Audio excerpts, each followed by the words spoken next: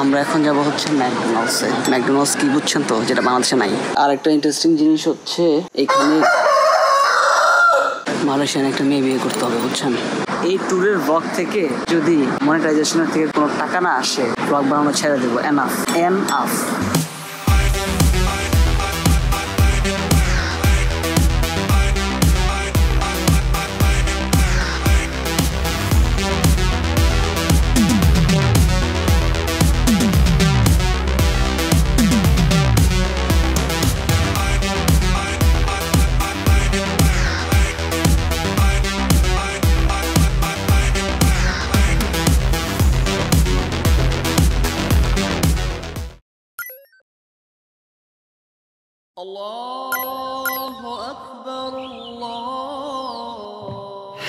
এখন বাজে রাত ভোর 4টা, চারদিকে অন্ধকার। আজকে আমার ফ্লাইট 8টার সময়, 8:25-এ। নর্মালি এই টাইমে আমি ঘুমাইতে যাই, আজকে আমার ওঠা লাগতেছে বিকজ আমার ফ্লাইট আছে। অ্যান্ড এটা আমার ফার্স্ট ভ্লগ, দেশের বাইরে ফার্স্ট ট্যুর, মালয়েশিয়া যাচ্ছি। আমার কাছে মনে হয়েছে যে একটা ভ্লগ বানানোই যায়। সো লেটস সি কি হয়। মাত্র বাসা থেকে বের হইলাম, কেউ নাই এলাকায়, একদম নীরব। ভোর 4টা বাজে, শুধু কুকুরগুলা আছে এলাকার। গতকালকেই কোরবানি ঈদ গেছে, সো পুরো রাস্তায় প্রচুর ব্লিচিং পাউডারের গন্ধ। ভোর সকালবেলা আমরা বের হয়ে গেলাম মোটামুটি, যেহেতু আমাদের ফ্লাইট ছিল 8:30টার দিকে।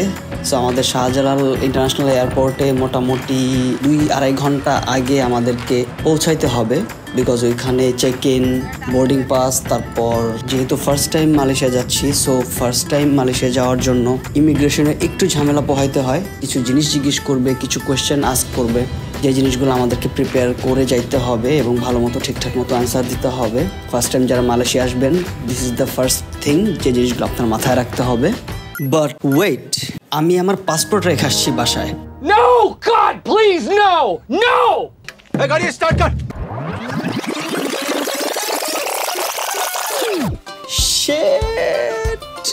সো আমি আমার পাসপোর্ট রেখে আসছিলাম বাসায় ভুলে। এটা আমার সাথে প্রায়ই হয়, আমি অনেক ইম্পর্টেন্ট টাইমে অনেক কিছু ভুলে আসি, বিভিন্ন জায়গায় রেখে আসি। সো আমার আবার বাসায় যাওয়া লাগছিল ওই টাইমে, তাড়াতাড়ি করে একটা পাঠাও ডেকে তাড়াতাড়ি করে বাসার থেকে পাসপোর্ট নিয়ে এসে পরে আবার আমাকে 40 মিনিটের মধ্যে এয়ারপোর্টে চলে আসতে হয়েছে। বাট থ্যাংক গড যে ওই টাইমে ভোর ছিল, সকালবেলা ছিল, রাস্তা একদম ফাঁকা ছিল ঈদের পরের দিন। সো আমার আসলে যাইতে আসতে খুব বেশি টাইম লাগে নাই। 40 মিনিটে আমি বাসার থেকে পাসপোর্ট নিয়ে আবার চলে আসি এয়ারপোর্টে। ফাইনালি বাইরে ফ্লাইট করার সময় পাসপোর্ট ভুল করে বাসায় রাখা আসা প্রথম পার্সন মনে হয় আমি। আমরা শাহজালাল ইন্টারন্যাশনাল এয়ারপোর্ট থেকে রওনা দিই। আমাদের ফ্লাইট টাইম ছিল অ্যারাউন্ড 4 ঘন্টার মতো, মাঝখানে কোনো ব্রেক নাই। আমরা গেছিলাম US বাংলা এয়ারলাইন্সে। টিকিট কাটা হয়েছিল 1 মাস আগেই। পার্সোনালি আমার এর আগে ফ্লাই করার এক্সপিরিয়েন্স ছিল ডোমেস্টিকে, Dhaka to Saidpur, but international flight এবারে আমার প্রথম। মালয়েশিয়াতে আরও কয়েকজন আছে যাদের সাথে আমরা মিট করবো পরে, যারা আমাদেরই গ্রুপের, আমরা একসাথে সবাই মিলে থাকবো।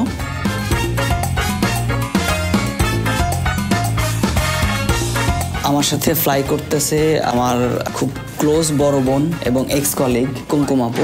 আমি আগে আমার সানগ্লাসটা পরি। সো ফাইনালি আমরা মালয়েশিয়াতে পৌঁছাই, মালয়েশিয়ার কুয়ালালামপুর ইন্টারন্যাশনাল এয়ারপোর্টে, যেটা এক কথায় অসাধারণ ছিল। কম্পেয়ারিং টু আমাদের শাহজালাল ইন্টারন্যাশনাল এয়ারপোর্টের থেকে এটা ছিল মাচ মোর ইন্টারন্যাশনাল।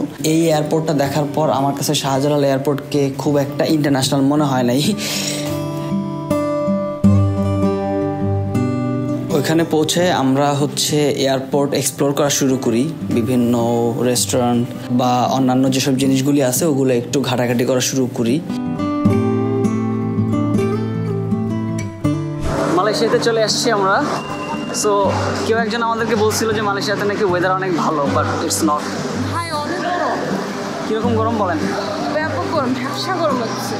যেহেতু আমাদের আরও একবার ফ্লাইট ধরতে হবে, কারণ আমাদের প্ল্যান অনুযায়ী আমরা কুয়ালালামপুর ইন্টারন্যাশনাল এয়ারপোর্ট থেকে এখন চলে যাব লংকাভি আইল্যান্ডে। আমরা ফ্লাইটেই যাচ্ছি, এখান থেকে আবার লংকাভি ইন্টারন্যাশনাল এয়ারপোর্টের দিকে আমরা যাব একটু পর। But in the meantime আমরা এয়ারপোর্ট একটু এক্সপ্লোর করতে থাকলাম। আমরা এখন ফার্স্ট চাউমিন ট্রাই করতেছি।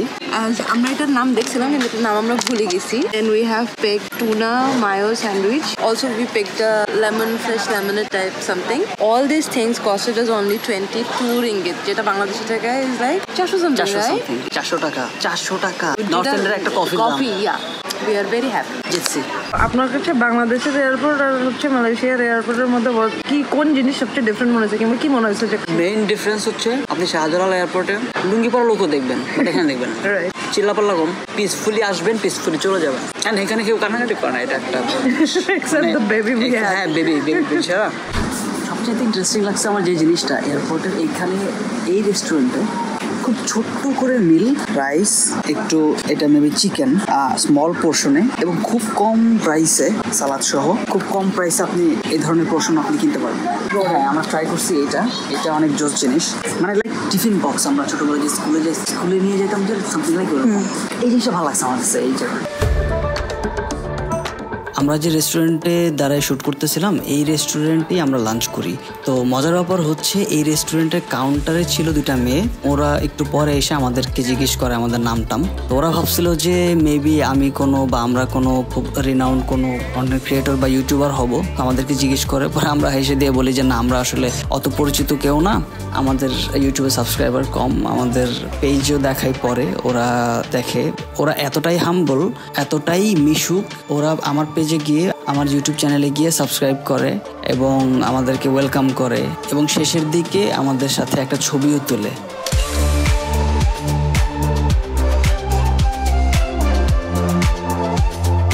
আমরা এখান থেকে লাঞ্চ করে ডিরেক্ট চলে যাই আমাদের নেক্সট ফ্লাইটে। ডোমেস্টিক টিকিট কাটি, বাংলাদেশ থেকেই কাটা হয়েছিল, এয়ার এশিয়া থেকে। টার্মিনাল 1 থেকে টার্মিনাল 2-এ আমাদের যাইতে হয়। টার্মিনাল 1 থেকে টার্মিনাল 2-তে যাইতে প্রায় 15 মিনিটের মতো টাইম লাগে। ভেতরে এয়ারপোর্টটা অনেক বড়। অ্যান্ড ফাইনালি আমরা পৌঁছায় যাই লংকাবি ইন্টারন্যাশনাল এয়ারপোর্টে। সেখান থেকে গ্র্যাব বলতে যেটা আমাদের দেশের উবার পাঠাও যেরকম, ওইখানে হচ্ছে গ্র্যাব। সো গ্র্যাবে করে আমরা চলে যাই সরাসরি আমাদের হোটেলের দিকে। এটা আসলে হোটেল না, আমরা আসলে উঠছিলাম হচ্ছে এয়ারবিএনবিতে। It's kind of like furnished অ্যাপার্টমেন্টের মতো, ফার্নিশড হোটেলের মতো। ওইখানে কেউ থাকে না, হোটেলের মতো কোনো সার্ভিস থাকে না, নিজেদের মতো করে রিল্যাক্সে থাকা যায়।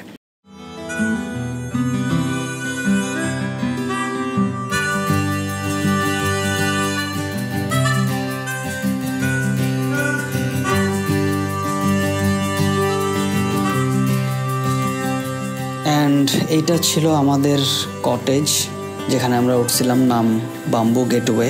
খুবই সুন্দর একটা কটেজ ছিল, আমরা বুক করছিলাম এয়ারবিএনবি থেকে। এই প্লেসটা একটু লংকাবি আইল্যান্ডের থেকে, শহর থেকে একটু দূরে, একটু গ্রামের দিকে। সো এখানকার হোটেল বা কটেজগুলো যেগুলো আছে সেগুলো একটু ন্যাচারাল, একটু গ্রামের একটা টোনে।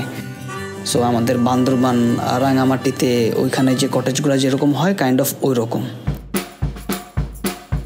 এরপর সকালে বিসমিল্লাহ বলে আমরা বের হয়ে পড়ি প্রথম দিন। সো আমাদের প্রথম দিনের টার্গেট ছিল আমরা যাব হচ্ছে তানজুং রু জেটির দিকে, যেখান থেকে হচ্ছে আমরা স্পিড বোট ভাড়া করব। স্পিড বোট বলতে ছোট স্পিড বোট, আমরা ছিলাম 4 জন। সো 4 জনের জন্য যে স্পিড বোট ভাড়া করব, ওই স্পিড বোট দিয়ে আমরা মোটামুটি আশেপাশের এলাকাগুলো দেখব।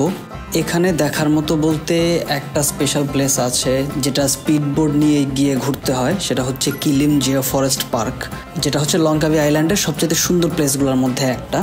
মোটামুটি 2-2.5 ঘন্টা বা 3 ঘন্টার মতো লাগে পুরো প্লেসটা ঘুরতে। আমরা মোটামুটি 3 ঘন্টার জন্য বোট ভাড়া করি, স্পিড বোট, যে বোটটা দিয়ে আমরা মোটামুটি 3 ঘন্টা ধরে বিভিন্ন পয়েন্টে ঘুরবো। সামনেই দেখতে পারবেন কোথায় কোথায় যাব। আমরা এখন আসছি জেটিতে। এখান থেকে আমরা হচ্ছে লংকাবি আইল্যান্ডের ঘুরবো ক্রুজ নিয়ে। ইটস লাইক বোট টাইপের। সো এইটা হচ্ছে ওদের জেটি, এখান থেকে হচ্ছে ওগুলা ছেড়ে যায়। খুবই জোস এলাকা, রোদ আছে আজকে প্রচুর এখানে। এরপর বিসমিল্লাহ বলে আমরা রওনা দিয়ে দেই। মোটামুটি আমাদের 3 ঘন্টার মতো লাগবে পুরো এলাকাটা ঘুরে দেখতে। এখানে কিছু স্পেশাল জায়গা আছে, যে জায়গাগুলো আমি একটু পরে বলবো। আমাদের টিমের বাকিদের সবাইকে দেখা যাচ্ছে। এই জায়গাটার নাম হচ্ছে কং আইল্যান্ড। এই জায়গাটাতে কিংকং মুভিতে আমরা যেরকম জায়ান্ট গরিলা দেখতাম, ওই গরিলাগুলো নাকি এখানে থাকতো। স্পেসিফিকলি এই লোকেশনটাতে নাকি কিংকং মুভির কোন একটা পার্টের শুটিং নাকি এখানে হয়েছিল। ওভারঅল এই জন্য এই জায়গাটাকে কং আইল্যান্ড বলা হয়। সো আমরা মোটামুটি একটা প্রিপারেশন নিয়ে রাখছিলাম 3 ঘন্টার মতো। 3 ঘন্টার মতো পুরো এদিকের পুরো পোর্শনটা এখান থেকে জাস্ট স্টার্ট করছি আমরা। এরপরে আরও অনেক ভালো ভালো জায়গাতে ঘুরবো।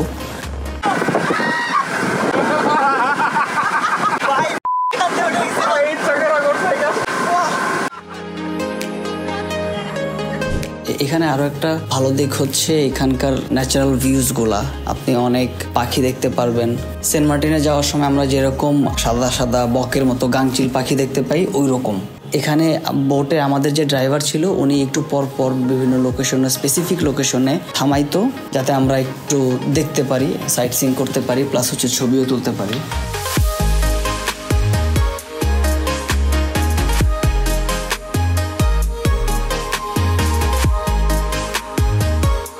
মজার ব্যাপার হচ্ছে এই জায়গাগুলোতে আপনারা একটু সুন্দরবনের মতো ফিল পাবেন, বাট সুন্দরবনের মতো ম্যানগ্রোভ ফরেস্ট না, ওরকম কিছু না, কিন্তু ওইরকম একটা ফিল পাবেন।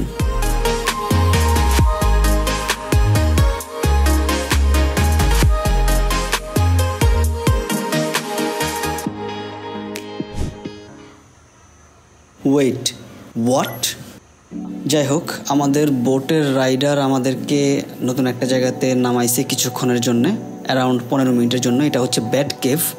এখানে প্রচুর বাদুর আছে। রিয়েল লাইফে এরকম ব্যাট কেভ কখনো দেখা হয় নাই, ব্যাটম্যান মুভি ছাড়া। এমনি তো প্লেসটা বেশ ভালোই ছিল। এখানে থামলে আপনারা হচ্ছে খুব বেশিক্ষণ টাইম পাবেন না ঘোরার জন্য। দেখারও খুব একটা বেশি কিছু নাই ব্যাট কেভের 2-1টা বাদুর ছাড়া।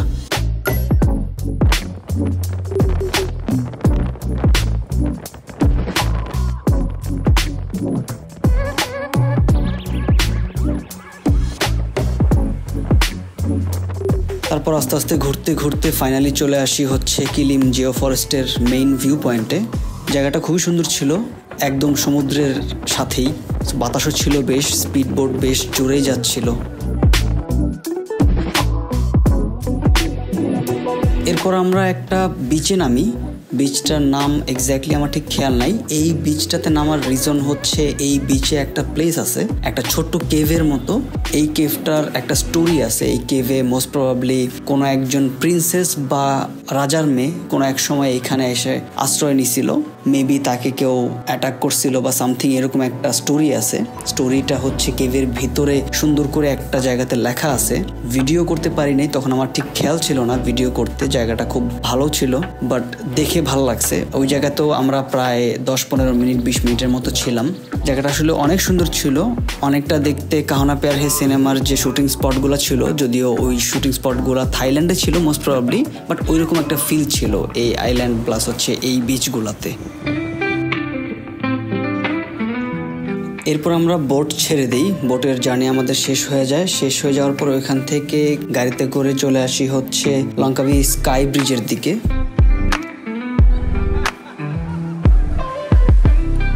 স্কাই ব্রিজটা বেসিক্যালি এখানে যে পয়েন্টটা থেকে উঠতে হয়, এই পয়েন্টটার নাম হচ্ছে ওরিয়েন্টাল ভিলেজ, সামথিং লাইক এরকম। এটা হচ্ছে একটা ম্যানমেড ভিলেজের মতো। পুরো প্লেসটা ঘুরতে হলে আপনাকে হচ্ছে আগে থেকে পারচেস করে টিকিট দিয়ে হচ্ছে টোকেন কিনতে হয়, সামথিং রিস্টব্যান্ড টাইপের। এটা আপনার হাতে লাগাই দিবে ওরা।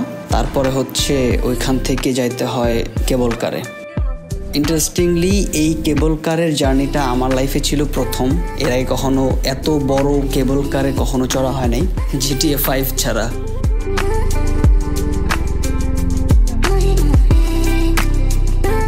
অ্যান্ড আমার হচ্ছে ভয়ানক লেভেলের হাইট ফোবিয়া ছিল। আমি ভাবছিলাম যে ওইরকম কিছুই হবে না, বাট ওঠার পরে হিউজ লেভেলের ভয় লাগতেছিল, কারণ পাহাড়টা অনেক বড়। এইখান থেকে আপনি ডিরেক্টলি মেঘ দেখতে পারবেন। ভিউটা অসম্ভব সুন্দর, পুরো লঙ্কাবি আইল্যান্ডটাই দেখতে পারবেন। তো এই কেবল কার দিয়ে হচ্ছে মাঝখানের একটা পয়েন্ট থাকে, সেটা হচ্ছে ইগলস ভিউ পয়েন্ট। এটা হচ্ছে মাঝখানে পরে স্কাই ব্রিজ যাওয়ার অর্ধেক রাস্তাতে পরে হচ্ছে ইগল পয়েন্ট। এই পয়েন্টটাও খুব সুন্দর।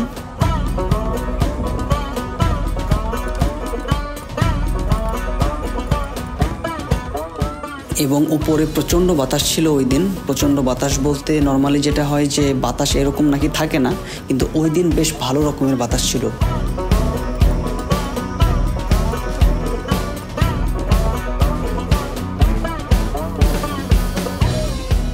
স্কাই ব্রিজে ওঠার সময় হচ্ছে ওইটার একটা স্পেশাল জিনিস হচ্ছে প্রচণ্ড বেশি বাতাস হলে স্কাই ব্রিজে আপনাকে উঠতে দেওয়া হয় না। ট্যুরিস্ট যারা থাকে তাদেরকে হচ্ছে উঠতে দেওয়া হয় না, বিকজ এটা রিস্কি স্কাই ব্রিজটা।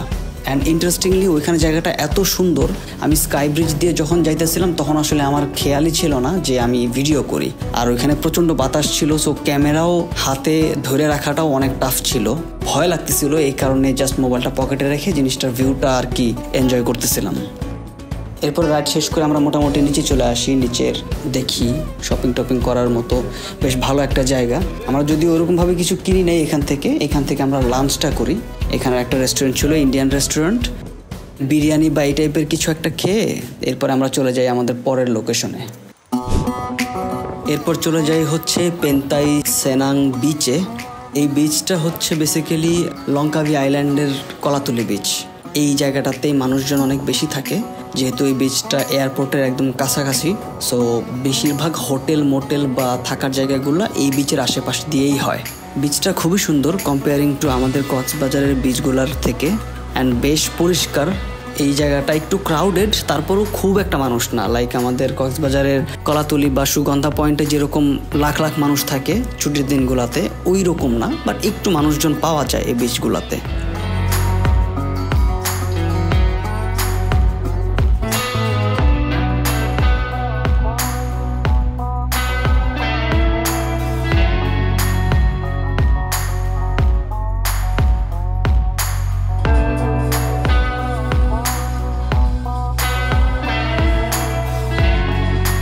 এরপর মোটামুটি বিকাল পর্যন্ত বিচটা এনজয় করি।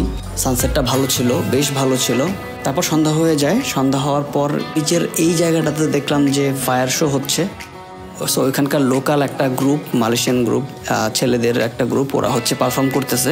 নর্মালি আমাদের বাংলাদেশে এইরকম জিনিস খুব একটা দেখা যায় না, বাট এইখানকার ফায়ার শোগুলো একটু অদ্ভুত লেভেলের সুন্দর। তো সামনে জায়গা আছে, বসে আপনি দেখতে পারবেন, বাট বসে দেখতে হইলেও এখানে সোফাতে আপনাকে হচ্ছে টাকা খরচ করে দেখতে হবে। পাশেই বার আছে, ওখান থেকে আপনি চাইলে ড্রিঙ্ক অর্ডার করেও নিয়ে এসে বসতে পারবেন। আর যদি দাঁড়ায় দেখতে চান তাহলে যে কোনো জায়গা থেকে দাঁড়ায় দেখতে পারেন।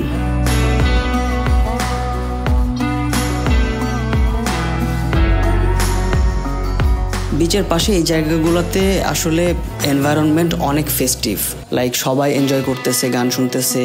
এইখানে অনেকে কসপ্লে করতেছে, কুংফু পান্ডা, আলট্রন, মার্ভেলের ক্যারেক্টার্স, ট্রান্সফরমার্সের ক্যারেক্টার্স, এগুলা দিয়ে ওরা কসপ্লে করতেছে। সো আমরা এগুলো দেখা টাকা শেষ করে ছবি টবি তুলে শহরটা দেখতে থাকি, রাতের এই শহরটা। প্লাস হচ্ছে কিছু শপিংও করি হালকা পাতলা, খুব বেশি না। ঘুরে ঘুরে দেখলাম যে কোন কোন জিনিস নেওয়া যায়, নেওয়ার মতো। কম্পারেটিভলি বাংলাদেশের থেকে এখানে প্রাইস মোটামুটি বেশ ভালোই কম। এখানে আরেকটা ইন্টারেস্টিং জিনিস হচ্ছে, এখানে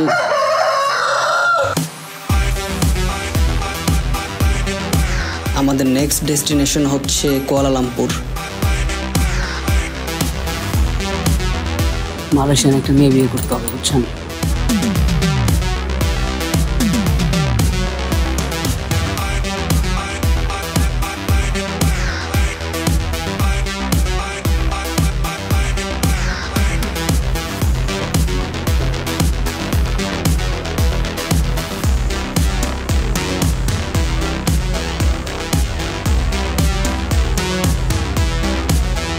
ম্যাকডোনাল্ডস কি বুঝছেন তো, যেটা বাংলাদেশে নাই। আমরা কি বেশি করি? ম্যাকডোনাল্ডসের আইটেম যেন কি